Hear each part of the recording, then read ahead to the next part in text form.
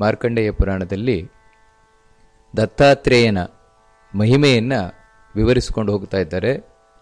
ಈ ಪುತ್ರ ಹಾಗೂ ಪಿತ ಅಂದರೆ ತಂದೆ ಮಗನ ಒಂದು ಸಂವಾದ ರೂಪದಲ್ಲಿ ತಂದೆಯ ಪ್ರಶ್ನೆಗೆ ಉತ್ತರವನ್ನು ಹೇಳುತ್ತಾ ಮಗ ದತ್ತಾತ್ರೇಯನ ಮಹಿಮೆಯನ್ನು ತಿಳಿಸ್ಕೊಂಡು ಹೋಗ್ತಾ ಇದ್ದಾನೆ. ಅದರಲ್ಲಿ ಈ ಅನಸೂಯ ದೇವತೆಗಳಿಂದ ನನಗೆ ಬ್ರಹ್ಮ ವಿಷ್ಣು ಮಹೇಶ್ವರರು ಮಕ್ಕಳಾಗಿ ಪಡಿಬೇಕು, ಆ ರೀತಿ ನೀವು ಅನುಗ್ರಹ ಮಾಡಬೇಕು ಅಂತ ಅನುಗ್ರಹವನ್ನು ಪಡೆದದ್ದು ನಾವು ಕೇಳಿದ್ವು. ಆದರೆ ಇಷ್ಟರಿಂದಲೇ ಅವಳಿಗೆ ಬ್ರಹ್ಮ ವಿಷ್ಣು ಮಹೇಶ್ವರರು ಮಕ್ಕಳಾಗಿ ದೊರೆಯಲಿಲ್ಲ. ಯಾಕಂದರೆ ಈ ಮಾರ್ಕಂಡೇಯ ಪುರಾಣ ಇಷ್ಟೇ ವಿಷಯ ತಿಳಿಸಿದ್ರು ಕೂಡ ಭಾಗವತ ಸ್ವಲ್ಪ ಹೆಚ್ಚು ವಿಷಯವನ್ನು ತಿಳಿಸ್ತದೆ. ನಂತರ ಅತ್ರಿ ಮಹರ್ಷಿಗಳೊಂದಿಗೆ ಈ ಅನಸೂಯೆಯು ಕೂಡ ತಾನು ತಪಸ್ಸಿಗೆ ನಿಂತಿದ್ದಾಳೆ ಅಂತ, ಕುಲಾದ್ರಿ ಅಂತ ಕುಲಪರ್ವತ ಅಲ್ಲಿ ಹೋಗಿ ತಪಸ್ಸಿಗೆ ನಿಂತು ವಿಶೇಷವಾಗಿ ಅತ್ರಿ ಮಹರ್ಷಿಗಳು ಯಾವ ಭಗವಂತನಿಂದ ಈ ಜಗತ್ತಿನ ಸೃಷ್ಟಿ ಸಂಹಾರ ಹಾಗೂ ರಕ್ಷಣೆ ಆಗ್ತಾ ಇದೆಯೋ ಅಂಥ ದೇವರು ನನಗೆ ಮಕ್ಕಳನ್ನು ಕೊಡಲಿ ಅಂತ ಹೇಳಿ ಪ್ರಾರ್ಥನೆಯನ್ನು ಮಾಡಿಕೊಂಡಾಗ ಬ್ರಹ್ಮ ವಿಷ್ಣು ಮಹೇಶ್ವರರು ಮೂವರು ಪ್ರತ್ಯಕ್ಷರಾದರು. ಅಂದರೆ ಆ ಭಾಗವತವೇ ತಿಳಿಸುವಂತೆ ನಿಜವಾಗಿಯೂ ಕೂಡ ಜಗತ್ತನ್ನು ಸೃಷ್ಟಿ ಮಾಡುವವ, ಸಂಹಾರ ಮಾಡುವವ, ರಕ್ಷಣೆ ಮಾಡುವವ ಒಬ್ಬನೇ ದೇವರು ವಿಷ್ಣುವೇ. ಆದರೆ ಆ ವಿಷ್ಣು ತಾನು ಸಾಕ್ಷಾತ್ತಾಗಿ ರಕ್ಷಣೆಯನ್ನು ಮಾಡ್ತಾನೆ. ಯಾವ ಚತುರ್ಮುಖ ಬ್ರಹ್ಮದೇವರ ಒಳಗೆ ತಾನು ಕೂತು ಸೃಷ್ಟಿಯನ್ನು ಮಾಡ್ತಾನೆ, ಶಿವನ ಒಳಗೆ ಕೂತು ತಾನು ಸಂಹಾರವನ್ನು ಮಾಡ್ತಾನೆ. ಅದಕ್ಕಾಗಿ ಆ ಬ್ರಹ್ಮ ವಿಷ್ಣು ಮಹೇಶ್ವರರು ಮೂವರು ಕೂಡ ಅಲ್ಲಿ ಪ್ರತ್ಯಕ್ಷರಾಗಿದ್ದಾರೆ ಆ ಅತ್ರಿ ಮಹರ್ಷಿಯ ಮುಂದೆ. ಅಂದರೆ ಬ್ರಹ್ಮನ ಒಳಗಿರುವಂತಹ ವಿಷ್ಣು, ಶಿವನ ಒಳಗಿರುವಂತಹ ವಿಷ್ಣು, ಸಾಕ್ಷಾತ್ ವಿಷ್ಣು ಹೀಗೆ ಪ್ರತ್ಯಕ್ಷರಾಗಿ ನೀನು ಏನು ಬಯಸ್ತಾ ಇದ್ದೀಯ ಅಂತ ಗೊತ್ತು, ನಾವು ಮೂವರು ಕೂಡ ನಿನ್ನ ಮಕ್ಕಳಾಗಿ ನಾವು ಅವತಾರ ಮಾಡಿ ಬರ್ತೇವೆ ಅಂತ ಹೇಳಿ ಆಶೀರ್ವಾದವನ್ನು ಮಾಡಿ ಅವನಿಗೆ ವರವನ್ನು ಕೊಟ್ಟು ಹೋದರು ಅಂತ ಇಷ್ಟು ಭಾಗವತ ಹೇಳುತ್ತದೆ. ಆದರೆ ಈ ಬ್ರಹ್ಮ ವಿಷ್ಣು ಮಹೇಶ್ವರರು ಅತ್ರಿ ಅನಸೂಯೆಯರ ಮಕ್ಕಳಾಗಿ ಯಾವ ರೀತಿ ತಾವು ಅವತಾರ ಮಾಡಿ ಬಂದರು ಅನ್ನುವಂತಹ ವಿಷಯವನ್ನು ಅಲ್ಲಿ ಸ್ಪಷ್ಟವಾಗಿ ತಿಳಿಸ್ಕೊಂಡು ಹೋಗಲ್ಲ. ಆದರೆ ಅದನ್ನು ಈ ಮಾರ್ಕಂಡೇಯ ಪುರಾಣ ಬಹಳ ಸುಂದರವಾಗಿ ವಿವರಿಸ್ಕೊಂಡು ಹೋಗ್ತಾರೆ. ಸಾಮಾನ್ಯವಾಗಿ ಅನೇಕ ಮಂದಿ ಭ್ರಮಿಸಿರುವಂತೆ ಬ್ರಹ್ಮ ವಿಷ್ಣು ಮಹೇಶ್ವರರು ಒಟ್ಟಿಗೆ ಬಂದ್ಬಿಟ್ರು ಅಂತ ನಾವು ತಿಳ್ಕೊಂಡಿದ್ದೇವೆ. ಅದೇ ಸಾಮಾನ್ಯವಾಗಿ ದತ್ತಾತ್ರೇಯ ವಿಗ್ರಹ ಮುಂತಾದವುಗಳಿರಬೇಕಾದ್ರೆ 3 ತಲೆ 6 ಕೈ ಇವುಗಳೆಲ್ಲ ಅಂದರೆ ಮೂರು ಜೀವ 3 ದೇಹ ಒಟ್ಟಿಗೆ ಸೇರಿದಾಗೆ ನಾವು ನೋಡ್ತೇವೆ. ಆ ರೀತಿ ಬರಲೇ ಇಲ್ಲ. ಬ್ರಹ್ಮ ಯಾವ ರೀತಿ ತಾನು ಅವತಾರ ಮಾಡಿ ಬಂದ, ವಿಷ್ಣು ಯಾವ ರೀತಿ ಅವತಾರ ಮಾಡಿ ಬಂದ, ಶಿವ ಯಾವ ರೀತಿ ಅವತಾರ ಮಾಡಿ ಬಂದ ಬಹಳ ಸ್ಪಷ್ಟವಾಗಿ ಮಾರ್ಕಂಡೇಯ ಪುರಾಣ ತಿಳಿಸ್ಕೊಂಡು ಹೋಗ್ತದೆ. ಅದರಲ್ಲಿ ಮೊದಲನೇದಾಗಿ ಬ್ರಹ್ಮ ಅತ್ರಿ ಅನಸೂಯೆಯರ ಮಗನಾಗಿ ಅವತಾರ ಮಾಡಿ ಬಂದ. ಆದರೆ ಒಂದು ತಿಳ್ಕೊಳ್ಬೇಕಾದದ್ದೇನೆಂದರೆ ಚತುರ್ಮುಖ ಬ್ರಹ್ಮನಿಗೆ ಇಲ್ಲಿ ಸಾಕ್ಷಾತ್ತಾಗಿ ಅವತಾರ ಮಾಡಲಿಕ್ಕಿಲ್ಲ. ಅದಕ್ಕೋಸ್ಕರ ಬ್ರಹ್ಮನ ಅವತಾರ ಅಂತ ನೀವು ಯಾವ ಕಥೆಯಲ್ಲೂ ಕೇಳಿದ್ದಿಲ್ಲ. ಯಾಕಂದರೆ ಅವನಿಗೆ ಇಲ್ಲಿ ಸಾಕ್ಷಾತ್ತಾಗಿ ಅವತಾರ ಮಾಡಲಿಕ್ಕಿಲ್ಲ. ಅದಕ್ಕೋಸ್ಕರ ಚತುರ್ಮುಖ ಬ್ರಹ್ಮ ಚಂದ್ರನೊಳಗೆ ಕೂತು ಬಂದ. ಅಂದರೆ ಈ ಅತ್ರಿ ಅನಸೂಯೆಯರ ಮಗನಾಗಿ ಯಾರು ಹುಟ್ಟಿ ಬಂದವ ಅಂತ ಹೇಳಿದ್ರೆ ಚಂದ್ರ. ಆ ಚಂದ್ರನಲ್ಲಿ ವಿಶೇಷವಾಗಿ ಚತುರ್ಮುಖ ಬ್ರಹ್ಮದೇವರು ಕೂತಿದ್ರು ಅಂತ. ಆ ಚಂದ್ರನಾದರೂ ಯಾವ ರೀತಿ ತಾನು ಅವತಾರ ಮಾಡಿ ಬಂದ ಅದೊಂದು ವಿಶೇಷವಾಗಿ ಹೇಳ್ತಾರೆ. ಒಂದು ಸಲ ಈ ಅನಸೂಯ ತಾನು ಋತುಸ್ನಾತಳಾಗಿದ್ಲು ಅಂತ ಹೇಳಿದ್ರೆ ತಾನು ರಜಸ್ವಲೆಯಾಗಿ ನಂತರ ಸ್ನಾನ ಮಾಡಿ ತಾನಿದ್ದಾಳೆ. ಅಂತಹ ಸಂದರ್ಭದಲ್ಲಿ ಒಂದು ಉಚಿತವಾದ ಒಳ್ಳೆಯ ದಿನದಲ್ಲಿ ಈ ಅತ್ರಿ ಮಹರ್ಷಿಗಳು ಅನಸೂಯೆಯನ್ನು ನೋಡಿದ್ರಂತೆ. ದಿನಾಗ್ಲೂ ನೋಡ್ತಾನೆ ಇದ್ದಾರೆ, ವಿಶೇಷ ಏನಿಲ್ಲ. ಆದರೆ ಒಂದು ದಿನ ಯಾವುದೋ ಒಂದು ಕ್ಷಣದಲ್ಲಿ ಅವಳನ್ನು ನೋಡಿದಾಗ ಅವರಿಗೆ ಅವಳ ಮೇಲೆ ಭಾರಿ ಆಸೆ ಆಯ್ತಂತೆ. ಅವಳ ಮೇಲೆ ಬಹಳ ಆಸೆಯಾಗಿ ಅವಳನ್ನು ಬಹಳ ಒಳಗೆ ಈ ಕಾಮನೆಯನ್ನು ತುಂಬಿಕೊಂಡು ನಾವು ನೋಡಿದ್ರಂತೆ. ಆ ಕಣ್ಣಿನ ದೃಷ್ಟಿಯ ನೋಟ ಏನಿತ್ತು ಅದರಲ್ಲಿ ಅವರ ಕಾಮುಕತೆ ಎದ್ದು ಕಾಣಿಸ್ತಾ ಇತ್ತು. ಸ್ವಾರಸ್ಯ ಏನಂತ ಹೇಳಿದ್ರೆ ನಮ್ಮ ಹಾಗೆ ಅಲ್ಲ, ಅತ್ರಿ ಮಹರ್ಷಿಗಳು ಅಂತ ಹೇಳಿದ್ರೆ ನಮ್ಮ ಹಾಗೆಲ್ಲ. ಯಾಕಂದ್ರೆ ಅವರ ಒಂದು ಕಾಮವೂ ಕೂಡ ಅದು ವ್ಯರ್ಥ ಆಗುವಂತಹದ್ದಲ್ಲ, ಸಾರ್ಥಕ ಆಗುವಂತಹದ್ದು. ಯಾಕಂತ ಹೇಳಿದ್ರೆ ಅವರಿಗೆ ಆ ರೀತಿ ಎಲ್ಲ ಕಾಮ ಬರುವುದೇ ಇಲ್ಲ, ವ್ಯರ್ಥವಾಗಿ ಕಾಮ ಬರುವುದು ಅಂತಾನೆ ಇಲ್ಲ. ಹೀಗೆ ಅವರ ಮನಸ್ಸಿನಲ್ಲಿ ಯಾವಾಗ ಆ ಅನಸೂಯೆಯನ್ನು ಕಂಡಾಗ ಒಂದು ಕಾಮನೆ ಉಂಟಾಯಿತು. ಆ ವಿಕಾರ ಅಂತ ಹೇಳಿದ್ರೆ ಅಲ್ಲಿವರೆಗೆ ಇಲ್ಲದೆ ಇದ್ದಂತಹ ವಿಕಾರ ಅದು ಅವರ ತೇಜಸ್ಸಿನ ರೂಪದಿಂದ ಹೊರಗೆ ಬಂತಂತೆ. ಯಾವಾಗ ಅದೊಂದು ತೇಜಸ್ಸಿನ ಅಂತ ಹೇಳಿದ್ರೆ ಇಲ್ಲಿ ಪತಿ ಪತ್ನಿಯ ಸಮಾಗಮ ಆಯಿತು. ಯಾವ ರೀತಿ ಅಂತ ಹೇಳಿದ್ರೆ ದೈಹಿಕವಾಗಿ ಅಲ್ಲ, ಇದು ಮಾನಸಿಕವಾಗಿ. ಅಂದ್ರೆ ಅತ್ರಿ ಅನಸೂಯೆಯನ್ನು ನೋಡಿದ್ರು, ಅನಸೂಯ ಅತ್ರಿಯನ್ನು ನೋಡಿದ್ರು. ಈ ನೋಟದಲ್ಲಿ ಈ ಬೆಸೆಯುವಿಕೆಯಲ್ಲಿ ಮನಸ್ಸು ಬೆಸೆದಿತ್ತು. ಅದರಿಂದಾಗಿ ತೇಜಸ್ಸು ಹೊರಗೆ ಬಂತು ಇವರಿಂದ. ಅತ್ರಿ ಮಹರ್ಷಿಗಳಿಂದ. ಆ ಬಂದಂತಹ ತೇಜಸ್ಸೇನಿದೆ ಅದು ಕೆಳಗೆ ಹೋಗದ ಹಾಗೆ, ಜಾರದ ಹಾಗೆ ಈ ವಾಯು ಏರಿದ್ದಾನೆ ಅಂದರೆ ಗಾಳಿ ಅದನ್ನು ತೇಲಿಸಿ ಬಿಡುತ್ತಂತೆ. ಆ ತೇಜಸ್ಸನ್ನು ಅದನ್ನು ತೇಲಿಸಿ ಅದು ಅಡ್ಡವಾಗಿ ಹೋಗಿ ಆಕಾಶಕ್ಕೆ ಹರಿ ಹೋಯಿತು ಅಂತ ಹೇಳ್ತಾರೆ. ಆ ತೇಜಸ್ಸು, ಆ ತೇಜಸ್ಸೇ ನಂತರ ಚಂದ್ರನಾಗಿ ಆಕಾಶದಲ್ಲಿ ನಿಂತ ಅಂತ ಹೇಳ್ತಾರೆ. ವಿಶೇಷವಾಗಿ ಆ ತೇಜಸ್ಸು ಕೂಡ ಎಲ್ಲಿಂದ ಬಂತು ಅಂತ ಹರಿವಂಶ ಹೇಳ್ತದೆ, ಕಣ್ಣಿನಿಂದ ಬಂದದ್ದು ಅಂತ. ಅಂದ್ರೆ ಕಣ್ಣು ಯಾವಾಗ ಬೆಸೆಯಿತು ಅವಾಗ ಕಣ್ಣಿನಿಂದ ಬಂದ ತೇಜಸ್ಸದು ಅಂತ. ಅದಕ್ಕೋಸ್ಕರವೇ ಅತ್ರಿ ನೇತ್ರ ಸಮುದ್ಭವ ಅಂತಾನೆ ಚಂದ್ರನಿಗೆ ಹೇಳುವುದುಂಟು. ಆ ರೀತಿ ಬಂದಂತಹ ಚಂದ್ರ ತಾನು ಆಕಾಶದಲ್ಲಿ ನಿಂತ. ಆ ಚಂದ್ರನಲ್ಲಿ ವಿಶೇಷವಾಗಿ ಚತುರ್ಮುಖ ಬ್ರಹ್ಮದೇವರಿದ್ರು. ಹೀಗೆ ಬ್ರಹ್ಮದೇವರು ಅತ್ರಿ ಅನುಸೂಯೆಯರ ಮಗನಾಗಿ ಬಂದದ್ದು ಹೀಗೆ. ಇನ್ನು ವಿಷ್ಣು ತಾನೇ ಹೇಗೆ ಬಂದ ಅಂತ ಹೇಳಿದ್ರೆ, ಮೊದಲು ಅತ್ರಿ ಮಹರ್ಷಿಗಳನ್ನು ಸೇರಿ ಅವರ ಮೂಲಕ ಅನುಸೂಯೆಯ ಗರ್ಭವನ್ನು ಪ್ರವೇಶ ಮಾಡಿ ಅಲ್ಲಿ ಒಂದು ಒಳ್ಳೆ ಯೋಗ್ಯವಾದಂತಹ ಕಾಲದಲ್ಲಿ ತಾನು ಅವತಾರ ಮಾಡಿ ಬಂದ. ಇವನೇ ದತ್ತಾತ್ರೇಯ. ದತ್ತಾತ್ರೇಯ ಅಂತ ಹೇಳಿದ್ರೆ ಕೇವಲ ವಿಷ್ಣುವಿನ ಅವತಾರ. ಅಲ್ಲಿ ಬ್ರಹ್ಮ ಶಿವ ಇವರ್ಯಾರೂ ಸೇರಿಲ್ಲ. ಇದನ್ನು ಮಾರ್ಕಂಡೇಯ ಪುರಾಣ ಬಹಳ ಸ್ಪಷ್ಟವಾಗಿ ತಿಳಿಸ್ಕೊಂಡು ಹೋಗ್ತದೆ. ನಂತರ ಶಿವ ದತ್ತಾತ್ರೇಯಂ ಮಹಾತ್ಮಾನಂ. ಮಹಾತ್ಮಾನ್ ಅಂತ ಹೇಳಿದ್ರೆ ಸಾಕ್ಷಾತ್ ವಿಷ್ಣುವಿನ ಅವತಾರ ದತ್ತಾತ್ರೇಯ. ನಂತರ ಶಿವ ತಾನು ಅವತಾರ ಮಾಡಿ ಬಂದ. ಹೇಗೆ ಅಂತ ಹೇಳಿದ್ರೆ ದುರ್ವಾಸರಾಗಿ. ಅದು ಹೇಗೆ ಅಂತ ಹೇಳ್ತಾರೆ, ಶಿವ ಹೋಗಿ ಆ ಅನುಸೂಯೆಯ ಗರ್ಭವನ್ನು ಸೇರಿಕೊಂಡಂತೆ.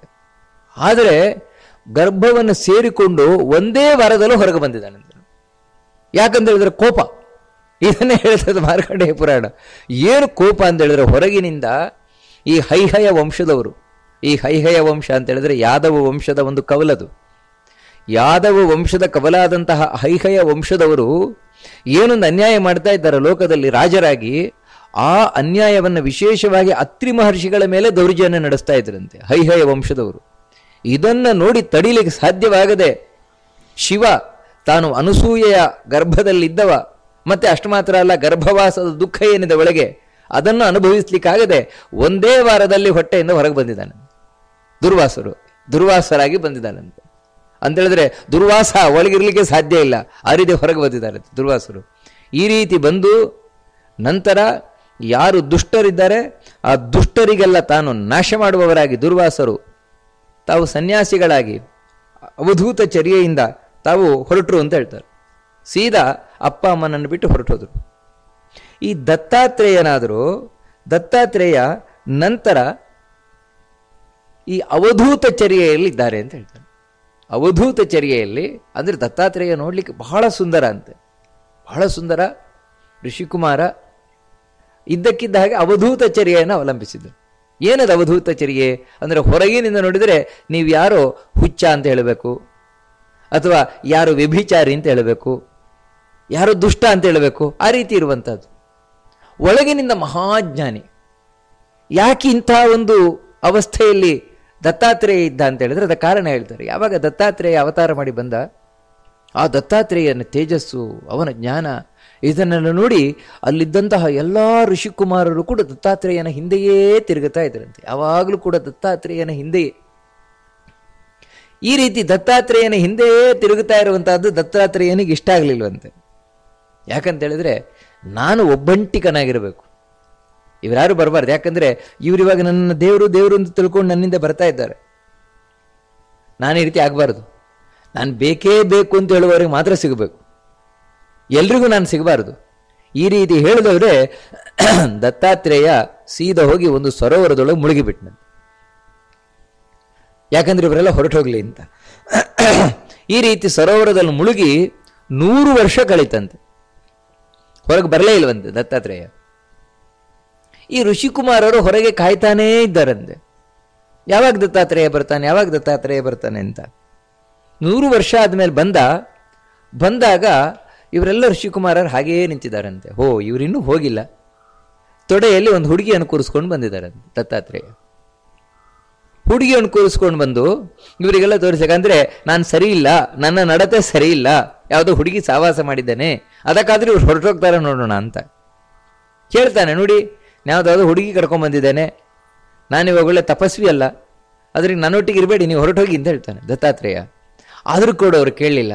ಯಾಕಂದ್ರೆ ಆ ಹುಡುಗಿ ಮತ್ತಾರಲ್ಲ, ಸಾಕ್ಷಾತ್ ಲಕ್ಷ್ಮೀ, ಅದು ಲಕ್ಷ್ಮಿಯೊಟ್ಟಿಗೆ ಬಂದಿರೋದು, ಆದರೆ ಇವರಿಗೆ ಹುಡುಗಿಯಾಗಿ ಕಾಣಿಸ್ತಾ ಇದ್ದಾರೆ. ಅದಕ್ಕೆ ನೋಡಿ ನಾನು ಸರಿ ಇಲ್ಲ, ನೀವು ಹೊರಟೋಗಿ ಅಂತ ಹೇಳ್ತಾರೆ. ಆದರೆ ಈ ಋಷಿಕುಮಾರರು ಕೇಳಲ್ಲ. ಯಾಕಂದ್ರೆ ದತ್ತಾತ್ರೇಯನ ಮೇಲೆ ಅಷ್ಟು ನಂಬಿಕೆ, ಸಾಕ್ಷಾತ್ ಭಗವಂತ ದತ್ತಾತ್ರೇಯ ಅಂತ ಹೇಳಿದ್ರೆ ವಿಷ್ಣುವೇ ಅಂತ ಹೇಳಿ, ಮತ್ತೂ ಇಲ್ಲ ನಾವು ಹೋಗೋದಿಲ್ಲ, ನೀನೊಟ್ಟಿಗೆ ಇರ್ತೇವೆ ಅಂತ ಹೇಳ್ತಾರೆ.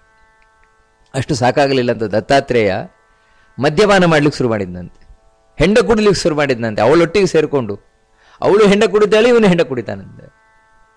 ನೋಡಿ ನಾನು ಯಾವ ರೀತಿ ಇದ್ದೇನೆ, ಹೆಂಡ ಕುಡಿತಾ ಇದ್ದೇನೆ, ಬರ್ರಿ ನನ್ನೊಟ್ಟಿಗೆ ನೀವೇ ಹೆಂಡ ಕುಡಿರಿ ಅಂತ ಹೇಳಿದಾಗ ಋಷಿಕುಮಾರರು ಇದು ಸರಿಯಲ್ಲ, ಮದ್ಯಪಾನ ಮಾಡ್ತಾ ಇದ್ದಾನೆ, ಮದ್ಯಪಾನ ಮಾಡಿ ಇವನ ಹಾಳಾಗೋದ ಅಂತ ಹೇಳಿ ಅವಾಗ ಬಿಟ್ಟು ಹೋಗ್ತಾರೆ. ಅವಾಗ ಈ ದತ್ತಾತ್ರೇಯನ ಬಿಟ್ಟು ಹೊರಟು ಹೋಗ್ತಾರೆ. ದತ್ತಾತ್ರೇಯ ತಾನು ಆ ಹುಡುಗಿಯೊಟ್ಟಿಗೆ ಅಂದರೆ ಲಕ್ಷ್ಮಿಯೊಟ್ಟಿಗೆ ಮದ್ಯಪಾನವನ್ನು ಮಾಡ್ತಾ ಅಲ್ಲಿ ತಾನು ಆರಾಮಾಗಿದ್ದ. ಆದರೆ ಒಳಗಿನಿಂದ ಯಾವತ್ತೂ ಮಹಾಜ್ಞಾನಿಯಾಗಿದ್ದ. ಇಲ್ಲಿ ಒಂದು ಪ್ರಶ್ನೆ ಬರ್ತದೆ, ಅಲ್ಲ ಏನೇ ಆಗಲಿ, ದೇವರೇ ಆಗಲಿ, ಯಾರೇ ಆದರೂ ಕೂಡ ಲೋಕಕ್ಕೆ ತಾನು ಶಿಕ್ಷಣವನ್ನು ಕೊಡ್ಲಿಕ್ಕೋಸ್ಕರ ಬಂದವ, ಈ ರೀತಿಯೆಲ್ಲ ಮದ್ಯಪಾನ ಮುಂತಾದವುಗಳನ್ನು ಮಾಡ್ಬೋದಾ ಅಂತ ಹೇಳಿದ್ರೆ ಅದಕ್ಕೆ ಬಹಳ ಚಂದ ಹೇಳ್ತಾರೆ. ನಾವಾಪದೋಷಂ ಯೋಗೀಶೋ ವಾರುಣೀಂ ಸಪಿಬನ್ನಪಿ. ಈ ರೀತಿ ಮದ್ಯಪಾನ ಮಾಡ್ತಾ ಇದ್ರು ಕೂಡ, ಹೆಂಡ ಕುಡಿತಾ ಇದ್ರು ಕೂಡ ದತ್ತಾತ್ರೇಯನಿಗೆ ಯಾವುದೇ ದೋಷ ಬರಲಿಲ್ಲ.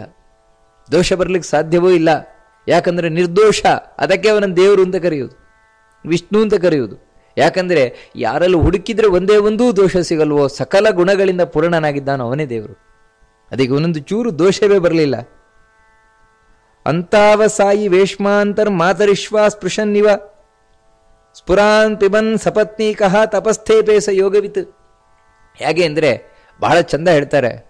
ಒಂದು ಗಾಳಿ ಇದೆಯಲ್ವಾ, ಗಾಳಿ ಯಾವುದೇ ಮನೆ ಒಳಗೆ ಹೋಗಲಿ, ಎಂಥದ್ದೇ ಮನೆ ಒಳಗೆ ಹೋಗಲಿ, ಎಂಥದ್ದೇ ವ್ಯಕ್ತಿಯನ್ನು ಮುಟ್ಲಿ, ಗಾಳಿ ಮೈಲಿಗೆ ಆಗತ್ತಾ? ಮೈಲಿಗೆ ಆಗೋಲ್ವಲ್ಲ. ಎಂಥ ಮೈಲಿಗೆ ವಸ್ತುವನ್ನು ಮುಟ್ಟಿದ್ರೂ ಗಾಳಿ ಮೈಲಿಗೆ ಆಗೋಲ್ಲ. ಹಾಗೆಯೇ ಈ ದತ್ತಾತ್ರೇಯ ಹೊರಗಿನಿಂದ ಏನು ಬೇಕಾದರೂ ಕುಡಿಲಿ, ಏನು ಮಾಡಲಿ, ನಿಜವಾಗ್ಲೂ ಅವನು ಯಾವಾಗ ದತ್ತಾತ್ರೇಯ ಕುಡಿದಾಗಲೇ ಆ ಸುರೆಯೂ ಕೂಡ ಅಮೃತ ಆಗೋಯ್ತು. ಭಗವಂತ ಮುಟ್ಟಿದ್ದೇ ಎಲ್ಲವೂ ಅಮೃತ ಆಗೋದು. ಆದರೆ ಲೋಕದ ದೃಷ್ಟಿಯಲ್ಲಿ ಬೇರೆ ರೀತಿಯ ಕಾಣಲಿ. ನನಗೇನು, ಇದಕ್ಕೆ ಅವಧೂತ ಅಂತ ಕರೆಯುವಂಥದ್ದು. ಅವಧೂತ, ನನಗೆ ಹೊರಗಿನ ಲೋಕದ ಪರಿವೆಯೇ ಇಲ್ಲ, ಏನು ಬೇಕಾದರೂ ತಿಳ್ಕೊಳ್ಳಿ, ನನ್ನ ಹುಚ್ಚ ಅಂತ ತಿಳ್ಕೊಳ್ಳಿ, ಅದು ತಿಳ್ಕೊಳ್ಳಿ. ಯಾರಿಗೆ ನಾನು ನಿಜವಾಗಿ ಏನು ಅಂತ ಅರ್ಥ ಆಗಿ ಬರ್ತಾರೆ ಅವ್ರಿಗೆ ಮಾತ್ರ ನಾನು ಸಿಗ್ತೇನೆ. ಈ ರೀತಿ ಹೇಳಿ ದತ್ತಾತ್ರೇಯ ತಾನು ತಪಸ್ ಮಾಡ್ತಾ ಆರಾಮ ಕೂತ್ಬಿಟ್ನಂತೆ. ಯಾರು ಬರಲಿಲ್ಲ ಹತ್ತಿರ.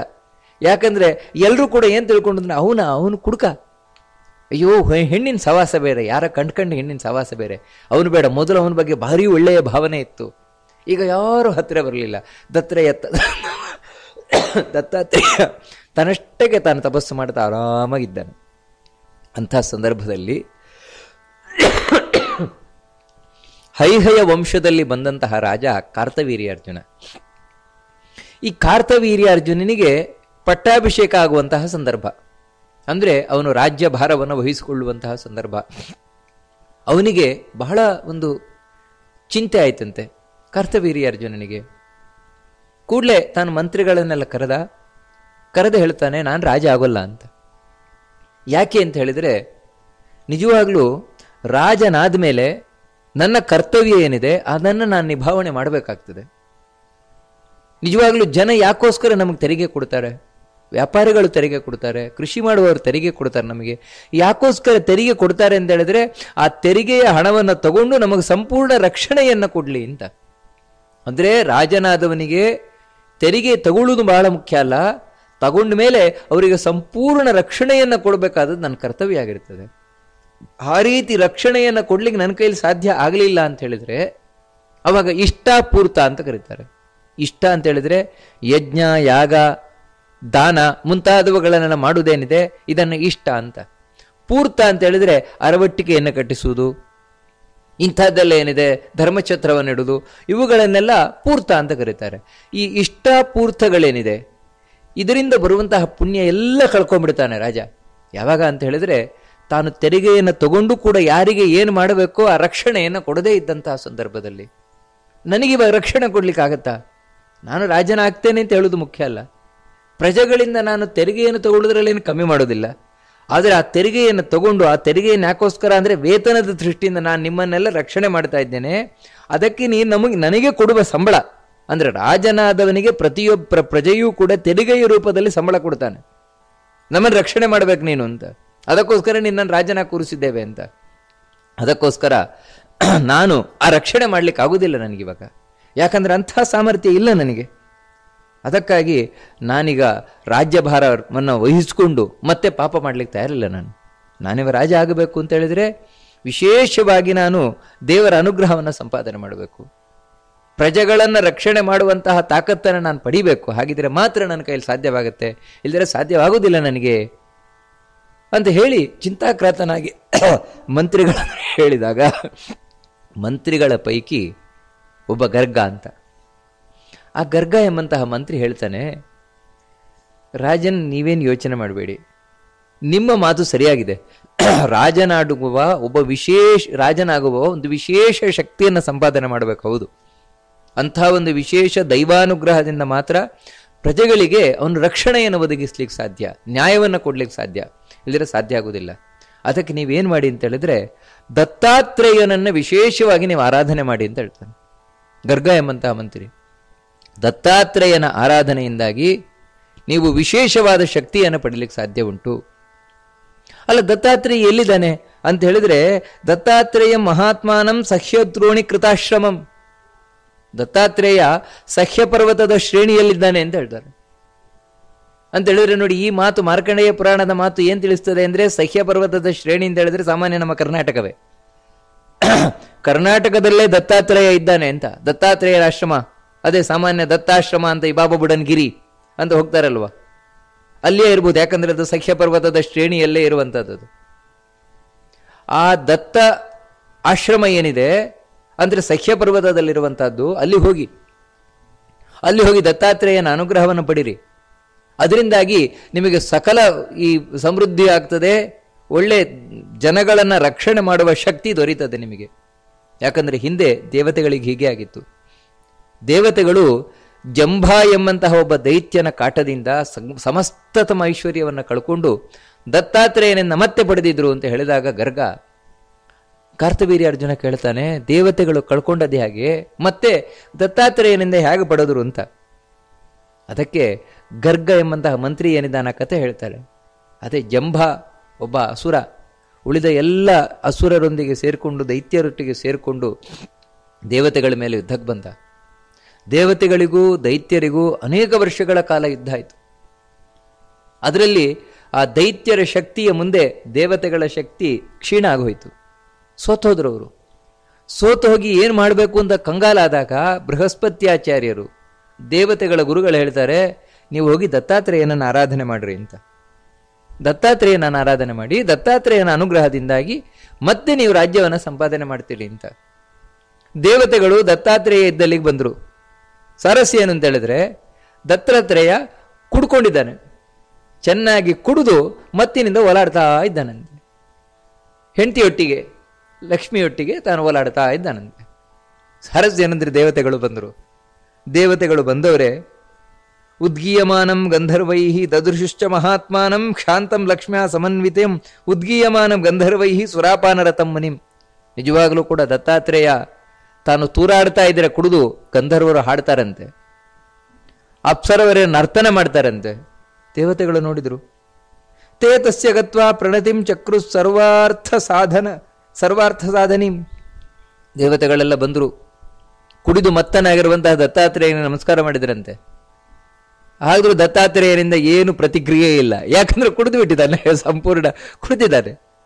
ನಂತರ ಭಕ್ತ್ಯ ತಸ್ಯೋಪಜಹೃಶ್ಚ ಮದ್ಯಪಸ್ಯ ಸುರಾಧಿಕಂ. ಅವನು ತೂರಾಡ್ಕೊಂಡು ಹೋಗ್ತಾನೆ, ದೇವತೆಗಳನ್ನು ನೋಡುವುದೇ ಇಲ್ಲ ದತ್ತಾತ್ರೇಯ. ಅವನು ತೂರಾಡ್ಕೊಂಡು ಎಲ್ಲಿಗೆ ಹೋಗ್ತಾನೆ, ಅಲ್ಲೇ ದೇವತೆಗಳು ಹಿಂದಿಂದ ಹೊರಟ್ರಂತೆ. ಅಷ್ಟು ಮಾತ್ರ ಅಲ್ಲ, ಅವನಿಗೆ ಯಾವಾಗ ಮದ್ಯ ಪಾತ್ರೆಯಲ್ಲಿ ಮದ್ಯ ಖಾಲಿ ಆಗ್ತದೆ ಅವಾಗ ಒಂದಷ್ಟು ಮದ್ಯ ಇನ್ನಷ್ಟು ಕೊಟ್ರಂತೆ ದೇವತೆಗಳೇ. ಅವನಿಗೆ ಕುಡಿಲಿಕ್ಕೆ ಮದ್ಯ ಕೊಟ್ರಂತೆ. ಅವನು ಎಲ್ಲಿ ಕೂರ್ತಾನೆ ಅಲ್ಲಿ ಕೂರ್ತಾರಂತೆ, ಎಲ್ಲಿ ಹೇಳ್ತಾನೆ ಅಲ್ಲಿ ಹೇಳ್ತಾರಂತೆ. ಈ ರೀತಿ ಅವನನ್ನೇ ಹಿಂಬಾಲಿಸಿಕೊಂಡು ಅವನಿಗೆ ಏನು ಸೇವೆ ಬೇಕು ದತ್ತಾತ್ರೇಯನಿಗೆ ಆ ಎಲ್ಲ ಸೇವೆಯನ್ನು ಮಾಡ್ತಾ ಇದ್ದಾರಂತೆ. ದತ್ತಾತ್ರೇಯನಾದ್ರೂ ಸಂಪೂರ್ಣ ಕುಡುಕನೇ, ಇವರ ಬಗ್ಗೆ ಗಮನವೇ ಇಲ್ಲ, ತನ್ನ ಪಾಡಿಗೆ ತಾನು ಏನೋ ಮಾತಾಡ್ತಾ ಇದ್ದಾನೆ. ಅಂದ್ರೆ ಇದು ಹೊರಗಿನಿಂದ ಇವರನ್ನು ಕಳಿಸ್ಲಿಕ್ಕೆ ಹೊರಟೋದ್ರೆ ಹೊರಟೋಗ್ಲಿ ಅಂತ, ನಾನು ಹುಚ್ಚ ಅಥವಾ ಕುಡುಕ ಅಂತ ತಿಳ್ಕೊಂಡು ಹೊರಟೋದ್ರೆ ಹೊರಟೋಗ್ಲಿ ಅಂತ ಪರೀಕ್ಷೆ ಮಾಡ್ತಾ ಇರೋದು ದತ್ತಾತ್ರೇಯ. ಆ ಹುಡುಗಿಯೊಟ್ಟಿಗೆ ತಾನು ಅವಳನ್ನು ಅಪ್ಕೊಳ್ತಾನೆ, ಅವಳ ಸಂಘ ಮಾಡ್ತಾನೆ. ದೇವತೆಗಳು ಭಕ್ತಿಯಿಂದ ದತ್ತಾತ್ರೇಯನನ್ನು ಸ್ತೋತ್ರ ಮಾಡ್ತಾರೆ ಹೊರತು ಅಂದ್ರೆ ಇವರ ಮನಸ್ಸಿನಲ್ಲಿ ದೇವರ ಬಗ್ಗೆ ಯಾವಾಗಲೂ ಕಲ್ಮಳ ಬರ್ತದ ನೋಡೋಣ ಅಂತ. ಅದನ್ನ ನೋಡಿ, ದೇವರಲ್ಲಿ ನಂಬಿಕೆ ಅಂದ್ರೆ ಹೀಗೆ. ನಿರ್ದೋಷ ದೇವರು, ಗುಣಪೂರ್ಣ, ಇದು ಯಾವತ್ತೂ ಒಳಗಿಂದಿರಬೇಕು. ದೇವರಿಗೆ ಏನು ಮಾಡಿದ್ರೂ ತಪ್ಪು ಮಾಡಲ್ಲ, ಈ ನಂಬಿಕೆ ಬೇಕು.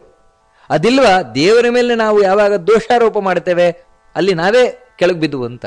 ನೋಡಿ, ಇದಕ್ಕೆ ಪರೀಕ್ಷೆ ಮಾಡ್ಲಿಕ್ಕೋಸ್ಕರ ದತ್ತಾತ್ರೇಯ ಆ ರೀತಿ ಕುಡುಕನಾಗಿ ಹೋಗ್ತಾನೆ, ಎಲ್ಲೋ ಬೀಳ್ತಾನೆ, ಎಲ್ಲೋ ಹೇಳ್ತಾನೆ, ಎಲ್ಲೋ ಕೂರ್ತಾನೆ. ಇವರು ಹಾಗೆ ಮಾಡ್ತಾ ಇದ್ದಾರಂತೆ ದೇವತೆಗಳು. ಸುಮಾರು ದಿನ ಕಳೀತಿ ರೀತಿ ಕಳೆದಾದ್ಮೇಲೆ ನಂತರ ದತ್ತಾತ್ರೇಯ ದೇವತೆಗಳ ನೋಡಿದ, ನೋಡಿ ಹೇಳ್ತಾನೆ, ಯಾಕೋಸ್ಕರ ಬಂದಿದ್ದೀರಿ ನೀವು, ನನ್ನಿಂದ ಏನಾಗಬೇಕಾಗಿದೆ ಅಂತ. ಅಂದ್ರೆ ನೋಡಿ, ಅನುಗ್ರಹ ಮಾಡಲಿಕ್ಕೆ ಇಷ್ಟು ದಿನ ಹಿಡಿತು, ಆದರೆ ಇಲ್ಲ ಮುಗಿಲ್ಲ, ಇನ್ನು ಕೆಲವು ಪ್ರಶ್ನೆ ಇದೆ ದತ್ತಾತ್ರೇಯನದ್ದು. ಯಾಕೆ ಬಂದಿದ್ದೀರಿ ನೀವು ಅಂತ ಕೇಳ್ತಾನೆ ಹುಚ್ಚರಾಗಿನೇ. ಅದಕ್ಕೆ ದೇವತೆಗಳೆಲ್ಲ ಕೈ ಜೋಡಿಸಿ ಹೇಳ್ತಾರೆ, ಸ್ವಾಮಿ, ಆ ಜಂಭನ ಕಾಟ ಬಹಳ ಹೆಚ್ಚಾಗಿದೆ, ಅವನನ್ನು ತಡ್ಕೊಳ್ಳಿಕ್ಕೆ ಆಗ್ತಾ ಇಲ್ಲ, ನಮ್ಮನ್ನು ಸೋಲಿಸ್ಬಿಟ್ಟಿದ್ದಾನೆ ಅವನು. ಅದಕ್ಕಾಗಿ ನಾವು ಸೋತು ನಿನ್ನ ಬಳಿ ಬಂದಿದ್ದೇವೆ, ನಿನ್ನ ಅನುಗ್ರಹದಿಂದ ಮತ್ತೆ ನಾವು ಸಾಮ್ರಾಜ್ಯವನ್ನು ಪಡಿಬೇಕು ಅಂತ ಹೇಳಿದಾಗ ದತ್ತಾತ್ರೇಯ ಹೇಳ್ತಾನೆ, ಮದ್ಯಾಸಕ್ತೋಹ ಮುಚ್ಚಿಷ್ಟೋ ನಚೈವಾಹಂ ಜಿತೇಂದ್ರಿಯ ಕಥಮಿಚ್ಛತ ಮತ್ತೋಪಿ ದೇವಾಹ ಶತ್ರು ಪರಾಜಯ. ಮಲ್ಲ, ನೀವು ಏನು ನನ್ನ ಹತ್ರ ಯಾಕೆ ಬಂದಿದ್ದೀರಿ? ನೀವು ಶಂಭು ದೈತ್ಯನನ್ನು ಸೋಲಿಸಬೇಕು ಅಂತ ಹೇಳಿದ್ರೆ ನನ್ನ ಹತ್ರ ಯಾಕೆ ಬಂದಿರಿ? ಯಾಕಂದ್ರೆ ನಾನು ಮೈಲಿಗೆ. ಯಾಕೆ ಅಂತ ಹೇಳಿದ್ರೆ ಕುಡಿದವನು ಯಾವತ್ತಾದ್ರೂ ಮಡಿಗೆ ಬರ್ತಾನ? ನಾನು ಮೈಲಿಗೆ, ನಾನು ಕುಡಿದು ಬಿಟ್ಟಿದ್ದೇನೆ ನಾನು.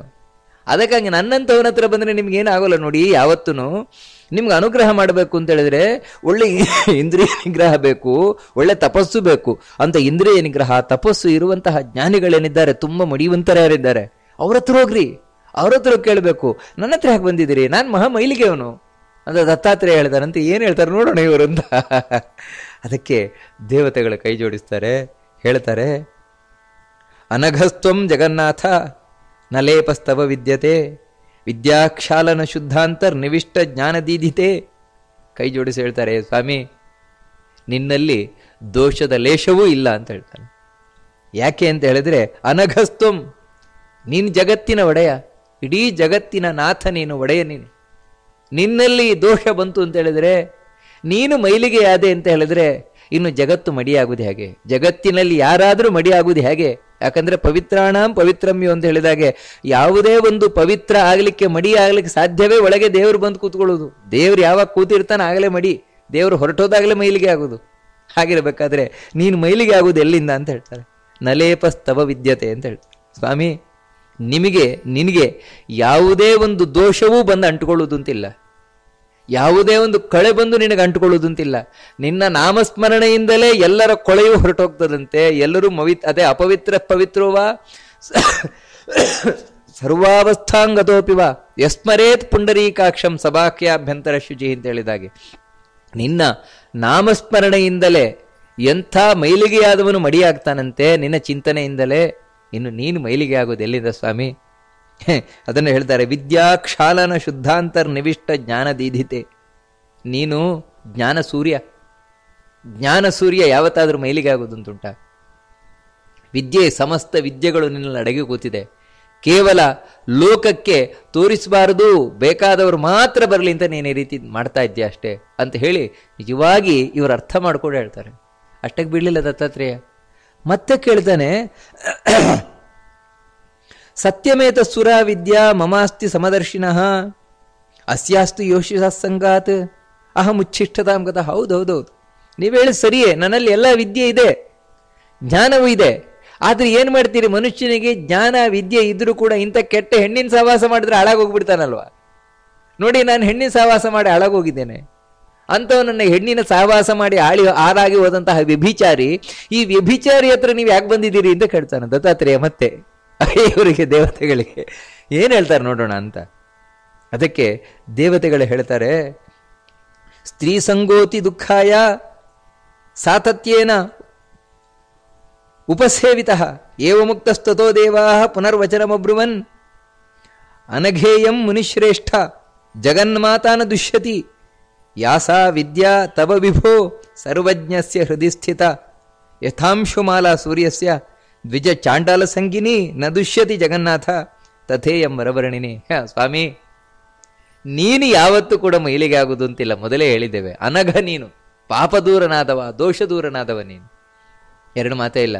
ಹೌದು, ನಾನೇನು ದೋಷ ದೂರ, ಮಹಾಜ್ಞಾನಿ ಅವಳುದು, ನನ್ನ ತೊಳೆಯಲ್ಲಿ ಕೂತಿದ್ದಾಳಲ್ವಾ, ಇವಳು ಸರಿ ಇಲ್ವಲ್ಲ.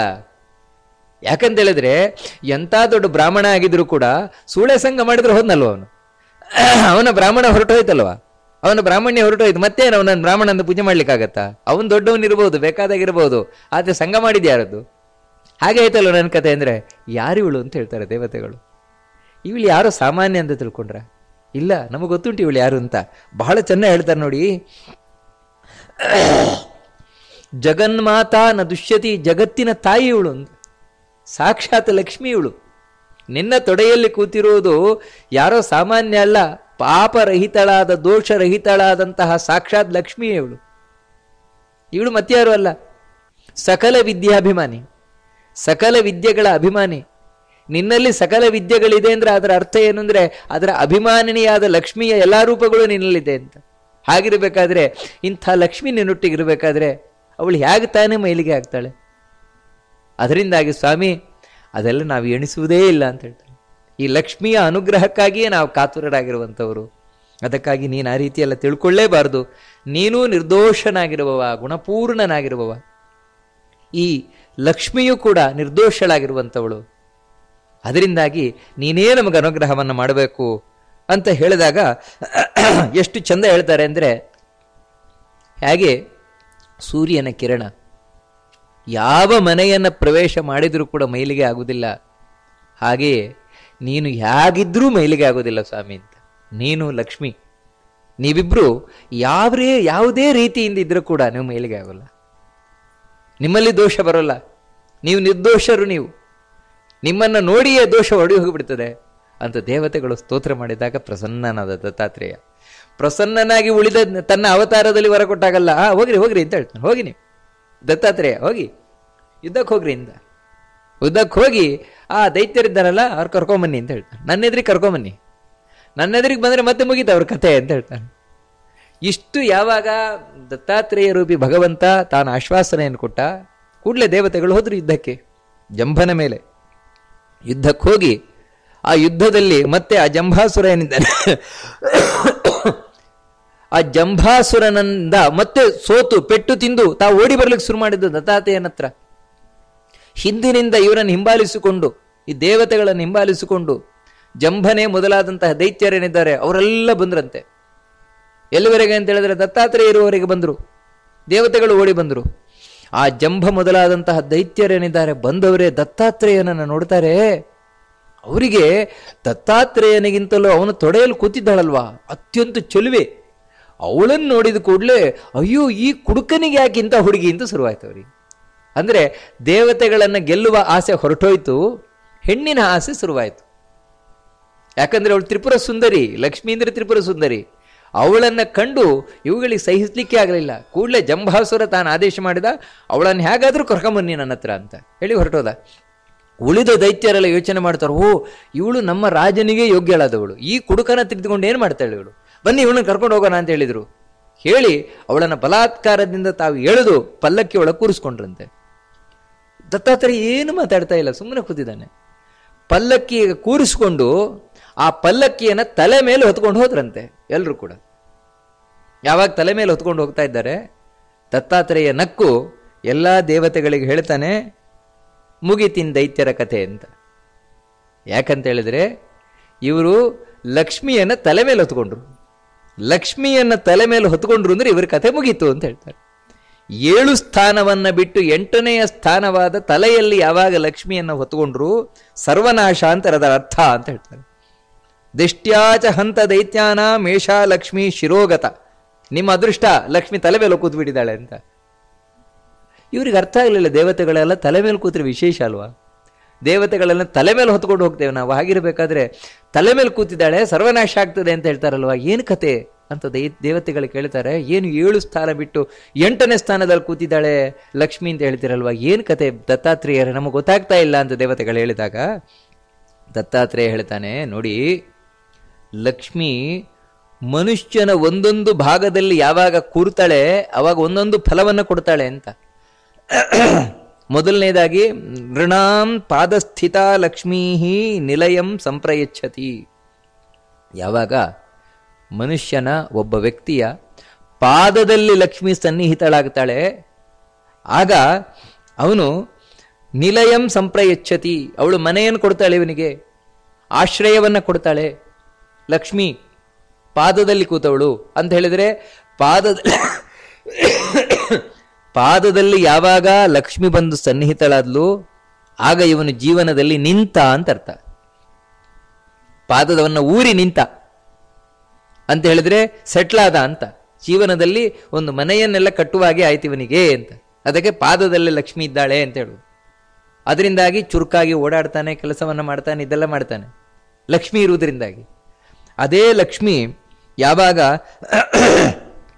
ಸಕ್ನೋಶ್ಚ ಸಂಸ್ಥಿತ ವಸ್ತ್ರಂ ರತ್ನಂ ನಾನಾ ವಿಧಂ ವಸು, ಯಾವಾಗ ತಾನು ಮೂಳೆಯಲ್ಲಿ ಬಂದು ನಿಲ್ತಾಳೆ ಆ ಸಂದರ್ಭದಲ್ಲಿ ಬೇಕಾದಷ್ಟು ವಸ್ತ್ರ, ರತ್ನ ಮುಂತಾದ ಧನ, ದುಡ್ಡು ಮುಂತಾದವುಗಳನ್ನೆಲ್ಲ ತಂದು ಕೊಡ್ತಾಳಂತೆ. ಅದೇ ಲಕ್ಷ್ಮಿ ಯಾವಾಗ ಕಲತ್ರದ ಗುಹ್ಯ ಸಂಸ್ಥಾ, ಒಬ್ಬ ವ್ಯಕ್ತಿಯ ಗುಹ್ಯಾಂಗದಲ್ಲಿ ಹೋಗಿ ಯಾವಾಗ ಲಕ್ಷ್ಮಿ ನಿಲ್ತಾಳೆ ಅಂತಹ ಸಂದರ್ಭದಲ್ಲಿ ಅವನಿಗೆ ಪತ್ನಿಯನ್ನು ಕೊಡ್ತಾಳಂತೆ, ಒಳ್ಳೆಯ ಪತ್ನಿಯನ್ನು ತಂದು ಕೊಡ್ತಾಳಂತೆ ಲಕ್ಷ್ಮಿ. ಕ್ರೋಢಸ್ಥಾಪತ್ಯದಾಯಿನಿ, ಯಾವಾಗ ಅದೇ ಲಕ್ಷ್ಮಿ ತಾನು ಗರ್ಭದಲ್ಲಿ ನೆಲೆಸಿದ್ಲು ಆಗ ಮಗುವನ್ನು ತಂದು ಕೊಡ್ತಾಳಂತೆ. ಅದೇ ಲಕ್ಷ್ಮಿಯೇ ಮನೋರಥಾನ್ ಪೂರಯತಿ ಪುರುಷಾಣಾಂ ಹೃದಯ ಸ್ಥಿತ, ಮನುಷ್ಯರ ಹೃದಯದಲ್ಲಿ ಯಾವಾಗ ಲಕ್ಷ್ಮಿ ವಾಸ ಮಾಡ್ತಾಳಂತೆ ಆವಾಗ ಮನುಷ್ಯರ ಮನಸ್ಸಿನ ಕಾಮನೆಗಳೇನಿದೆ ಅದನ್ನೆಲ್ಲ ಪೂರಣೆ ಮಾಡ್ತಾಳಂತೆ. ಲಕ್ಷ್ಮೀವತಾಂ ಶ್ರೇಷ್ಠ ಕಂಠಸ್ಥ ಕಂಠಭೂಷಣಂ ಅಭೀಷ್ಟ ಬಂಧುಧಾರೈಶ್ಚ ತಥಾ ಶ್ಲೇಷಂ ಪ್ರವಾಸಿಭಿ. ಅದೇ ಲಕ್ಷ್ಮಿ ಯಾವಾಗ ಕಂಠದಲ್ಲಿ ಹೋಗಿ ಕೂತ್ಲು, ಆ ಕಂಠದಲ್ಲಿ ಹೋಗಿ ಕೂತಾಗ ಕಂಠಾಭರಣವನ್ನು ತಂದು ಕೊಡ್ತಾಳಂತೆ. ಅಷ್ಟು ಮಾತ್ರ ಅಲ್ಲ, ಅಭೀಷ್ಟ ಬಂಧುಧಾರೈಶ್ಚ, ಇವನಿಗೆ ಏನು ಬಯಸ್ತಾನೆ ಅಂತಹ ಬಂಧುಗಳು ಇವನಿಗೆ ಸಿಗ್ತಾರೆ. ಬೇಕಾದಷ್ಟು ಹೆಂಡಂದಿರು ಬಯಸೋದಾಗಿದ್ರೆ, ರಾಜನಾಗಿದ್ರೆ ಆ ಹೆಂಡಂದಿರು ಸಿಗ್ತಾರೆ ಅವನಿಗೆ. ಹಾಗೆ ತಾನು ತೀರ್ಥಯಾತ್ರೆಯನ್ನು ಮಾಡಬೇಕು, ಪ್ರವಾಸವನ್ನು ಮಾಡಬೇಕು ಅಂದ್ರೆ ಅದು ಕೂಡ ಸಾಧ್ಯವಾಗತ್ತೆ ಅವನಿಗೆ, ಎಲ್ಲವೂ ಸಾಧ್ಯವಾಗತ್ತೆ. ಅದೇ ಲಕ್ಷ್ಮಿ ಯಾವಾಗ ಮುಖದಲ್ಲಿ ಬಂದು ನೆಲೆಸ್ತಾಳೆ, ಮುಖದಲ್ಲಿ ಬಂದು ನೆಲೆಸಿದಾಗಂತನೂ ಕೂಡ ಮುಖಸ್ಥಿತ ಕವಿತ್ವಂಚ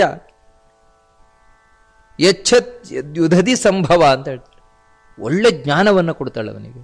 ಎಂಥ ಜ್ಞಾನ ಅಂತ ಹೇಳಿದ್ರೆ ಅವನು ಕವಿಯಾಗಿ ಕಾವ್ಯವನ್ನು ರಚನೆ ಮಾಡುವಷ್ಟರ ಮಟ್ಟಿಗೆ ಅವನು ಒಳ್ಳೆ ಜ್ಞಾನಿಯನ್ನಾಗಿ ಮಾಡ್ತಾಳಂತೆ ಲಕ್ಷ್ಮಿ, ಮುಖದಲ್ಲಿ ಇದ್ಲು ಅಂತ ಹೇಳಿದರೆ.